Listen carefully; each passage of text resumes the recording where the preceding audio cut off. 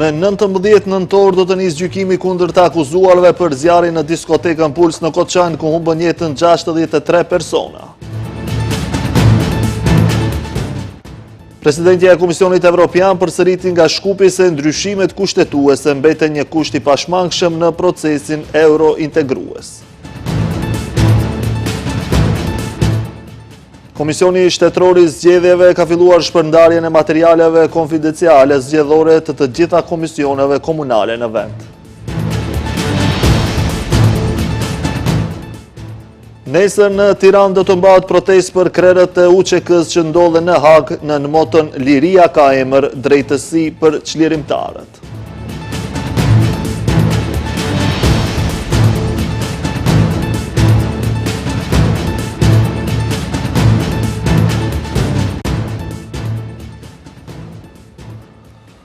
Përshëndetje, shikues të nderuar, jemi me lajmet në televizionin Shenja. Me 19 nëntor do të nisë gjykimi kundër të akuzuarve për zjarrin në diskotekën Puls në Koçan, ku humbën jetën 63 persona. Seanca kryesore për rastin Koçani do të mbahet në sallën e gjyqit të burgut të Idrizovës, ndërsa gjykatësja Diana Gruevska-Ilievska do të udhëheqë rastin. Gjykata informoi se për shkak të njohjes me të akuzuarit nga procedura janë përjashtuar 2 gjykatëse. Në bankën e të akuzuarve do të ulen 37 persona, të cilët kanë 33 avokat mbrojtës. Pas 7 muaj shpritje, dhimbje dhe heshtje institucionale, më 19 nëntor do të filloj gjykimi për një nga tragjedit më të mëdha që ka goditur RMV-n. Tragjedia e zjarrit në diskotekën Puls në Koçan. Zjarri i cili mori me vete 63 jetë të reja dhe la të lënduar 200 të tjerë. Gjykata penale ka caktuar që gjykimi të fillojë më 19 nëntor në orën 9:30 të mëngjesit, ku do të kërkohet përgjegjësi për jetët e humbura dhe të lënduarit të cilët në natën e 16 marsit kishin shkuar për koncertin e grupit të njohur muzikor DNK. Nga gjykata penale kanë bërë të ditur se seanca kryesore për rastin Koçani do të mbahet në sallën e gjyqit të burgut të Idrizovës dhe se çështja është saktuar për procedim të mëtejshëm tek gjykatësja Diana Gruevska-Ilievska. Ju informojmë se përveç gjykatësve që janë përjashtuar nga procedimi i paravlerësimit të aktakuzës, shtesë janë përjashtuar edhe gjykatëset Tamara Viltarova-Smilevska dhe Ilina Smichkovska-Ilievska nga trajtimi i çështjes për shkak të përmbushjes së dispozitave ligjore, përkatësisht për shkak të njohjes personale me një pjesë të dëmtuarve. Në bankat e të akuzuarve do të ulen 37 të pandehur, të cilët kanë 33 avokat mbrojtës. Prokuroria publike më 13 qershor ngriti akuza kundër 34 individëve dhe 3 personave juridik për zjarrin tragjik. Të gjithë ishin akuzuar për vepra të rënda kundër sigurisë publike. Për fatkeqësinë e tragjedisë në Koçan, familjarët e viktimave dhe të lënduarve kanë organizuar qindra marshe protestuese. Ata kanë kërkuar vazhdimisht me ngulm përgjegjësi dhe kanë akuzuar institucionet për neglizhencë dhe përpjekje për të mbuluar fajtorët e vërtet. Zjarri në diskotekën Puls në Koçan shpërtheu në orët e vona të natës, teksa qindra të rinj ndodheshin brenda objektit. Flakët u përhapën me shpejtësi, ndërsa mungesa e daljeve emergjente dhe pajisjeve të sigurisë u bën fatale. Disa humbën jetën në vend, të tjerët në spital, ndërsa 200 të tjerë mbetën rënd të lënduar, të cilët gjatë kohë janë mjekuar në spitale. Ndryshimi e amandamenteve për futjen e bullgarëve në kushtetutën e vendit mbetet një kusht i pashmangshëm në procesin euro-integrues. Këtë e bëri edhe një herë të qartë presidentja e Komisionit Evropian Ursula von der Leyen të mërkurën gjatë vizitës së saj në Shkup. Ajo ka përsëritur se mbështet procesin euro-integrues të vendit, por fillimisht vendi duhet të bëjë ndryshimet kushtetuese për të zhbllokuar procesin. Ju duhet të bëni ndryshimet e dakorduara kushtetuese. Topi është në fushën tuaj. Bëja është gati. Këtë mesazh e dërgoi presidentja e Komisionit Evropian Ursula von der Leyen pas takimeve që mbajti me krerët e lartë shtetëror në Shkup, edhe pse nuk ishte planifikuar që të ketë deklarata për media, për shkak se vendi ndodhet në periudhë zgjedhore. Von der Leyen megjithatë la një mesazh në platformën X. Ne mbështesim plotësisht Maqedoninë e Veriut për rrugën e saj drejt BE-s. Mund të mbështeteni tek ne, hapi i radhës dhe i vetëm para hapjes së negociatave, është i qartë. Ju duhet të bëni ndryshimet e dakorduara. Topi është në fushën tuaj, BE-ja është gati. Gjithashtu njoftoi se në Shkup po hapet një fabrikë inteligjencës artificiale, të cilin projekt e paralajmëroi edhe ministri i transformimit digjital para disa dite dhe shtoi se vendi po i bashkohet zonës së përbashkët europiane të pagesave. E për këtë Maqedonia e Veriut po merr 16 milionë euro nga BE-ja. Ndërkohë po e afrojmë vendin tuaj me ne. Pikërisht për këtë ka të bëjë plani i rritjes. Po hapim një antenë të fabrikës së inteligjencës artificiale në Shkup. Po ju përfshim në zonën e vetme të pagesave të Evropës. Dhe po shpërndajmë 16 milion euro fal reformave që keni bërë. Takimet e presidentes së KE-s u mbajtën të mërgurën pasdite. Nga kabineti presidentes së shtetit Gordana Siljanovska-Davkova kanë bërë me dije se ajo presidentes von der Leyen i ka shprehur kadishmërinë për bisedime maqedono-bullgare pas përfundimit të zgjedhjeve lokale. Kurse nga kabineti kryeparlamentarit Afrim Gashi pas takimit me von der Leyen, njoftuan se kryetari Gashi ka adresuar sfidat aktuale në këtë drejtim, përfshirë nevojën për të siguruar një proces të qëndrueshëm dhe të drejtë, të mbështetur në parimet dhe vlerat europiane. Sipas njoftimit të qeverisë, kryeministri Kristian Mickoski në takim me presidenten Ursula von der Leyen ka theksuar vendosmërinë e qeverisë për të përshpejtuar integrimin europian të vendit përmes rezultateve konkrete dhe përmbushjes së standardeve europiane. Komisioni Shtetëror i Zgjedhjeve po shpërndan materialin zgjedhor në të gjitha komisionit komunale. Fletvotimi më i gjatë është gjysmë metri. Kryetari i KSZ-s tha se për vlet votimet kanë mbrojtje të dyfisht, të dukshme dhe të padukshme. Komisioni Shtetëror Zgjedhor po shpërndan materialin konfidencial zgjedhor te të gjitha komisionit komunale zgjedhore në vend, përpara zgjedhjeve lokale që do të mbahen ditën e diel. Kryetari i KSZ-s Boris Kondarko tha se 17 ekipe të komisionit në bashkëpunim me sigurimin nga Ministria e Punëve të Brendshme po kryejnë shpërndarje të pandërprer në të gjitha 80 komisionet komunale zgjedhore dhe komisionin zgjedhor të qytetit të Shkupit.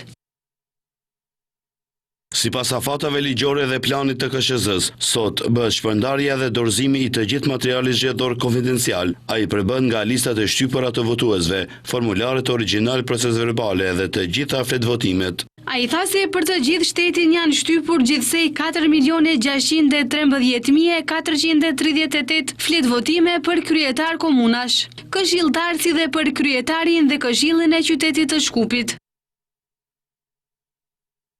Këtë vit listat ishin mjaft të gjata, fleta më e gjatë është 500 mm ose gjysmë metri. Fletët e votimit kanë mbrojtje të dyfisht, të dukshme dhe të padukshme. Ai ka bërë të ditur se përveç fletvotimeve janë shtypur 254.262 faqe të listave të votuesve, 8.692 formular original të procesverbaleve dhe 8.330 kopje të shkrimit braille. Ai tha se në listën e votuesve janë regjistruar 1.082.415 votues. Sipas KSZ-s, edhe pse në vend janë regjistruar 3.480 vendvotime, të dielën do të hapen 3.474 vendvotime, sepse në 6 vendvotime nuk ka banor. Do me thënë janë regjistruar 0 votues. Zgjedhjet lokale në Republikën e Maqedonisë së Veriut do të mbahen ditën e diel, më 19 tetor.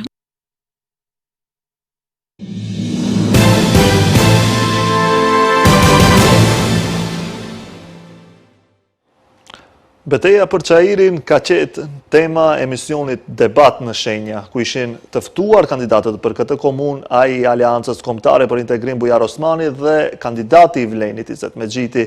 Osmani tha se kjo qeveri do të rrëzohet me 19 tetor dhe sot do të ketë zgjedhje të parakohshme parlamentare, ndërsa Mexhiti pohoi të kundërtën. Ai theksoi se vendi nuk ka nevojë për zgjedhje, por për zgjidhje dhe për realizimin e programit të premtuar.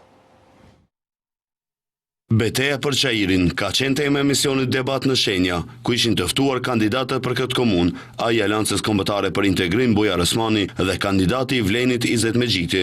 Ndo nëse janë zgjedhje lokale, kandidati i AKI-së Bujar Osmani foli edhe për politikën në nivel qendror. Ai tha se kjo qeveri bie më 19 tetor, duke shtuar se siç tha Osmani, do ta rrëzojnë qeverinë më anti-europiane e anti-shqiptare që ka ekzistuar ndonjëherë. Kjo qeveri bie me 19 tetor. Për shkak se njerëzve u kam thënë një e dalur në vend votim, ne do arrijmë shumë fitore. Në 1 do e çlirojmë çajirin pas 20 viteve kapje, në 2 do e rrëzojmë qeverinë më anti-europiane dhe më anti-shqiptare që ka pas ndonjëherë, dhe 3 do e thejmë në idenë e cila don ne të na poshtron dhe të na shndron në pakicë. Nga ana tjetër, kandidati i Vlenit Izet Megjiti tha se vendi nuk ka nevojë për zgjedhje, por ka nevojë për zgjidhje dhe për realizim të programit dhe të premtimeve. Kryeministri Kristian Mickovski para 2 ditëve shkurt qartë tha që nuk do ketë zgjedhje të parakohshme. Të njëjtën e thash edhe unë, domethënë si zonës kryeministër, vendi nuk ka nevojë për zgjedhje, ka nevojë për zgjidhje, domethënë dhe për realizim të programit dhe premtimeve që i kemi premtuar para qytetarëve. Ndërkaq, sa i përket zgjedhjeve lokale, të dy kandidatët një zëri premtuan rregullim të infrastrukturës, investime në arsim dhe shëndetësi dhe kushte më të mira për bizneset që gravitojnë në komunën e Çajirit. Oda ekonomike e Maqedonisë Veri Perëndimore ka vazhduar me takimet me kandidatët për kryetar komunash. Në hapësirat e këtij institucioni sot u zhvillua takimi me kandidatin e pavarur për kryetar të komunës së Gostivarit Visar Ademi.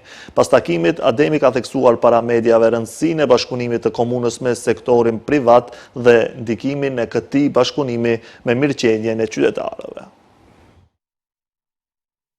Me vizitën e Visar Ademit, kandidati pavarur për komunën e Gostivarit, është përmbyllur cikli i vizitave që Oda ekonomike e Maqedonisë Veri Perëndimore kishte me kandidatët për kryetar komunash dhe me partitë politike. Ademi tha se është shumë i rëndësishëm funksionimi i trekëndëshit, qytetar, komunë, sektor privat, sepse sipas tij, nga ky trekëndësh varet mirëqenia e qytetarëve. Sipas Ademit, bashkëpunimi me Odën ekonomike të Maqedonisë Veri Perëndimore do të ishte një ndihmës shumë e madhe për komunën e Gostivarit. Kjo që sipas Ademit është zhytur në borxhe të thella.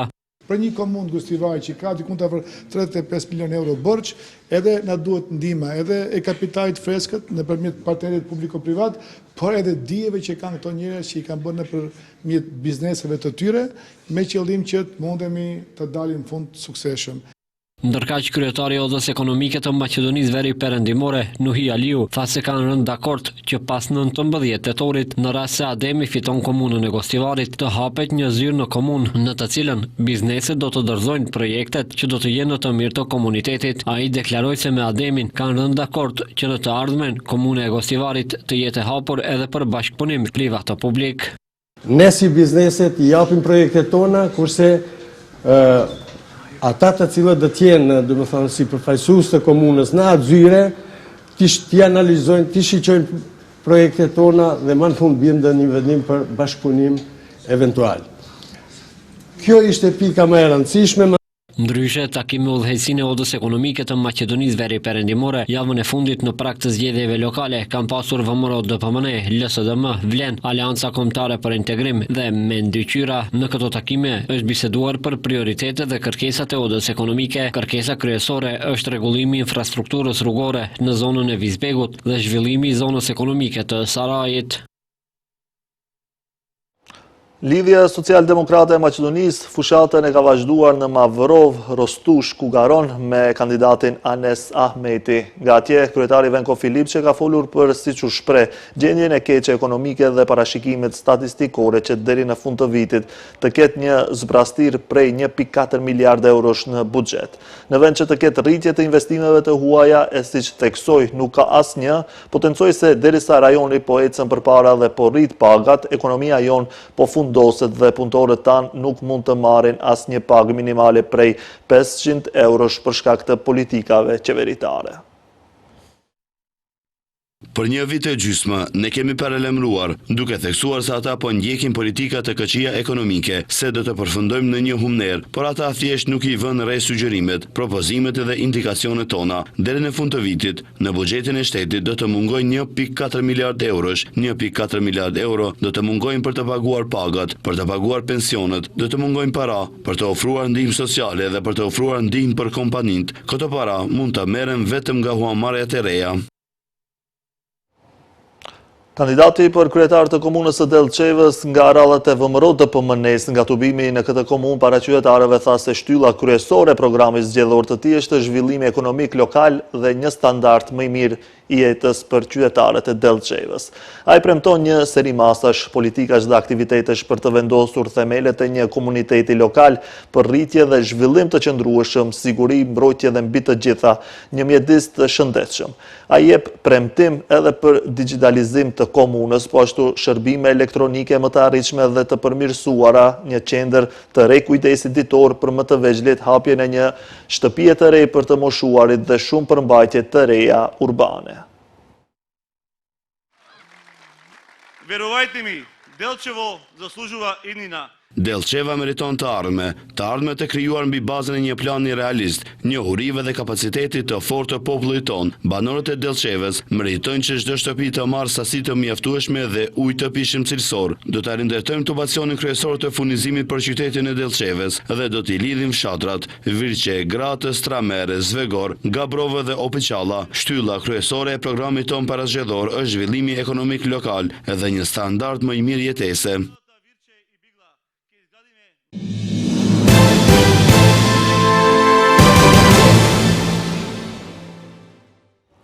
Prokuroria e lartë publike ka lëshuar një vendim me të cilin mbështet ankesën e Unionit Demokratik Bosnjak dhe Këshillit Kombëtar Bosnjak në Maqedoninë e Veriut kundër vendimit të Prokurorisë Themelore Publike në Shkup me 19 maj 2025.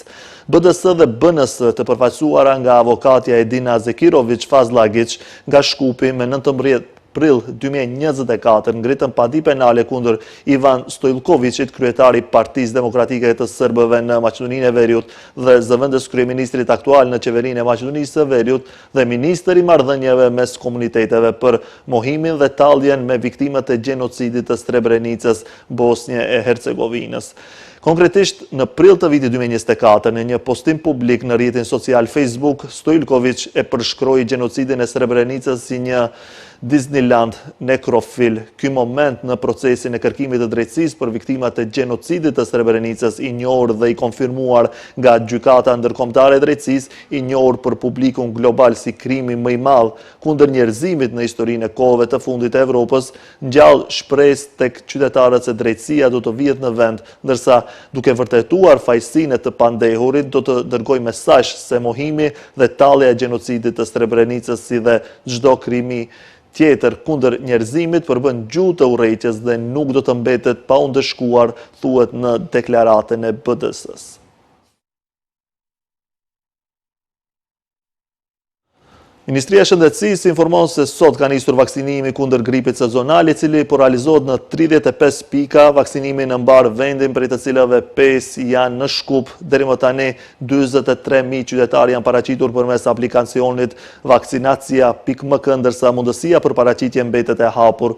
Interesi i qytetarëve për vaksinën kundër gripit sezonal është i madh. Jam i kënaqur me interesimin e treguar dhe dua të rikujtoj se mundësia për paraqitje është ende e hapur. Këtë vit Ministria ka siguruar numrin më të madh në histori të vaksinave kundër gripit sezonal, 80.000 doza të vaksinës 4 valente nga prodhuesi i njohur Abbott nga Holanda. Vaksinimi është masa më e mirë parandaluese për mbrojtjen e shëndetit dhe pres që numri i qytetarëve të regjistruar për vaksinim të vazhdojë të rritet në ditët në vijim, ka thënë Ministri i Shëndetësisë Azir Aliu. Vaksinimi falas përfshin kategoritë e rrezikuara të popullsisë, personat mbi 65 vjeç, personat me sëmundje kronike, punonjësit shëndetësor, gratë, shtatzëna, fëmijët nga 6 muaj deri në 5 vjeç, si dhe personat që qëndrojnë në institucionet e kujdesit social për të moshuarit dhe të punësuarit në këto institucione.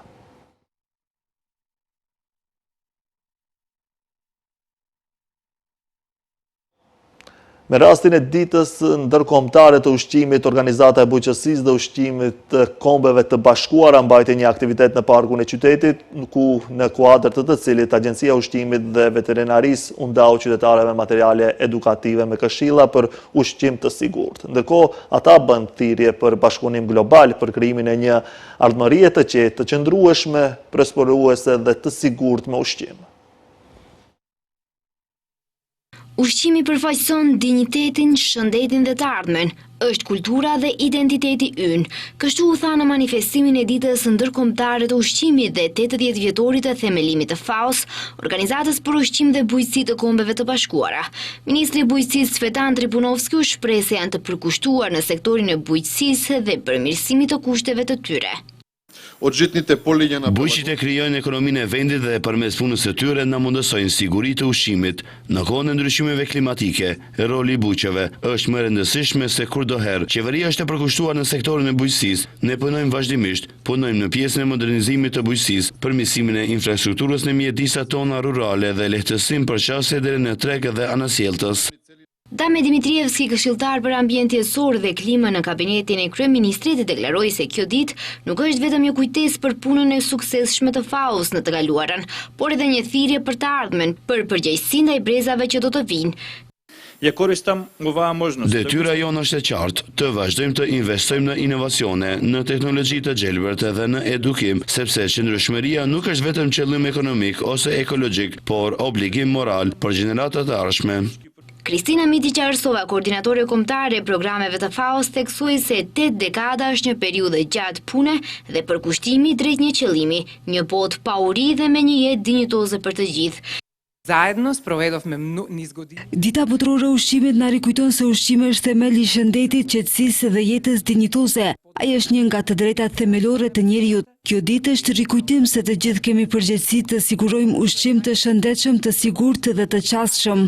Me rastin e përvjetorit të FAO-s u mbjellën pemë në parkun e frankofonisë si simbol i shpresës dhe vizionit, pasi siç u shprehen ata, ndryshimet janë të mundura dhe se fillojnë nga aksione individuale të vogla por domethënëse.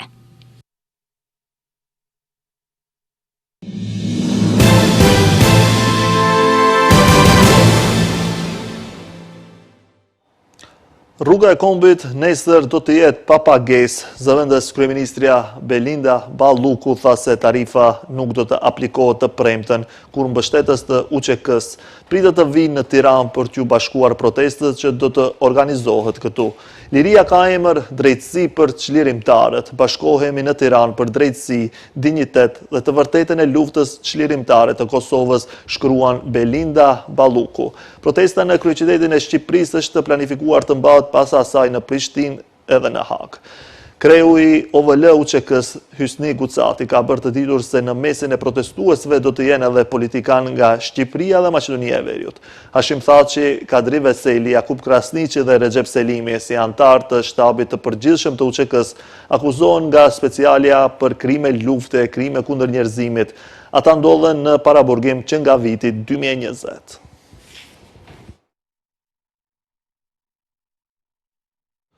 Agjencia OKB-s për refugjatët palestinez njoftoi se gati 660.000 fëmijë në rripin e Gazas janë të privuar nga arsimi për të tretin vit me radhë. Në Gaza, fëmijët janë jashtë shkollave për të tretin vit radhazi, për gati 660.000 vajza dhe djem. Kthimi në procesin mësimor nuk është vetëm çështje arsimi, por edhe një fillim për të shëruar nga trauma e thellë, tha organizata në një postim në rrjetet sociale. Si organizata më e madhe humanitare në Gaza, shprehu gatishmërim për t'i mbështetur ata, drejtoresha e marrëdhënieve të jashtme të saj Tamara Al-Raifi tha se prioritet për ta është arsimi për fëmijët dhe rifillimi i procesit mësimor për ta, që nga tetori i vitit 2023, sulmet izraelite kanë vrarë gati 68.000 palestinez në enklav, shumica gra dhe fëmijë, ndërsa 97% e ndërtesave shkollore në rripin e Gazës janë shkatruar pjesërisht ose plotësisht. Javën e kaluar u arrit një marrëveshje anëpushimi midis Izraelit dhe Hamasit bazuar në një plan të paraqitur nga presidenti amerikan Donald Trump.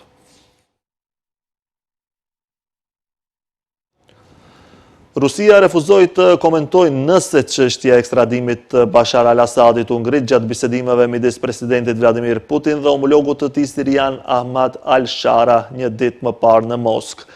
Al-Shara i tha Putinit se Siria është e gatshme të rivendosë marrëdhëniet historike dhe strategjike me Rusinë dhe se do të respektojë të gjitha marrëveshjet e kaluara midis Moskës dhe Damaskut. Vizita shtetërore e Al-Sharas ishte e para e tij në vendin që ka pritur Assadin që nga rrëzimi i tij në dhjetor të vitit 2024. Putin tha se lidhjet midis Moskës dhe Damaskut kanë qenë gjithmonë ekskluzivisht miqësore, duke shtuar se zgjedhjet parlamentare të Sirisë muajin e kaluar ishin një sukses i madh dhe do të çojnë në konsolidimin e shoqërisë. Nuk kemi asgjë për të raportuar për Assadin këtu, nuk kemi asgjë për të raportuar në këtë kontekst, u tha gazetarëve zëdhënësi i Kremlinit Dmitri Peskov.